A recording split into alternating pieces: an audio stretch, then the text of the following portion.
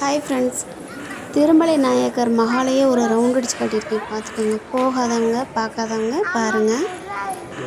மேலே ஒரு சீலிங்கில் ஒரு பூ போட்டிருக்காங்க பார்த்தீங்களா, செம்ம அட்டகாசங்க.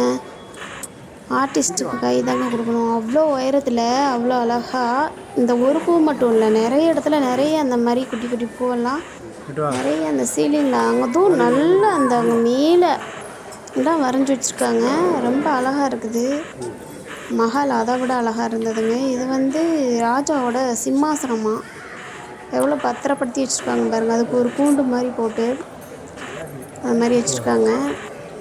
எல்லாமே நல்லா இருந்ததுங்க. நீங்களும் போயிட்டு சுற்றி பாருங்கள். மதுரையில் தான் இருக்குது. எனக்கு ரொம்ப பிடிச்சிருந்தது இந்த இடம். போயிட்டு அங்கேருந்து திரும்ப கிளம்புறதுக்கு எனக்கு மனசே வரல, அந்தளவில் இருந்தது. எவ்வளோ அழகாக செஞ்சுருக்காங்க பாருங்களேன். இந்த கொத்தனாருக்கு கை தாங்க கொடுக்கணும். எவ்வளோ அழகாக செஞ்சுருக்காங்க பாருங்களேன். இப்போது நம்ம இப்போ ஒரு வீடு கட்டுறோம் அப்படின்னா ஒரு வருஷத்துலேயே ரெண்டாக பிளந்துக்கிட்டு நிற்கிது.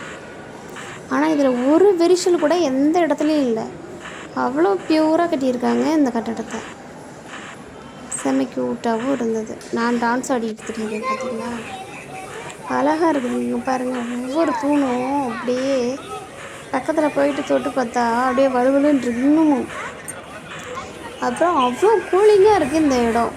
உள்ள ஒரு ஃபேன் கிடையாது, எதுவும் கிடையாது. ஆனால் அவ்வளோ கூலிங்காக இருக்குது. அந்த கல் மார்பிள் அந்த மாதிரி கல் இல்லையா, அது ரொம்ப கூலிங்காக இருந்தது.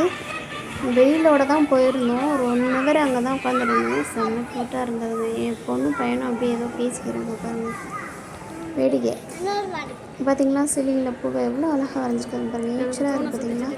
பிரிண்ட் போட்ட மாதிரி இருக்குது, ஆனால் வரைஞ்சது தான். ட்ராயிங்லாம் பயங்கரமாக இருந்தது. நாங்கள் போன நேரமாக என்னமோ அங்கே இந்த உள்ள ஒரு மியூசியம் ஒன்று இருந்தது. அது ஓப்பனில் இல்லை, அது ஏதோ உள்ள வேலை நடந்துக்கிட்டு இருக்குன்னு சொல்லிட்டு அடைச்சி வச்சுருந்தாங்க. இது அந்த காலத்தில் உள்ள தாலியாம். இது பேரே தாலி தானா. இதை ஒரு கண்ணாடி கூண்டுக்குள்ளே இன்னும் பாதுகாத்து வச்சுருக்காங்க. இது ஒன்று மட்டும் இல்லை, இது மாதிரி ஒரு 3 கிட்ட இருந்தது வரிசையாக. அந்த காலத்தில் உள்ளது ரொம்ப க்யூட்டாக இருந்ததுங்க.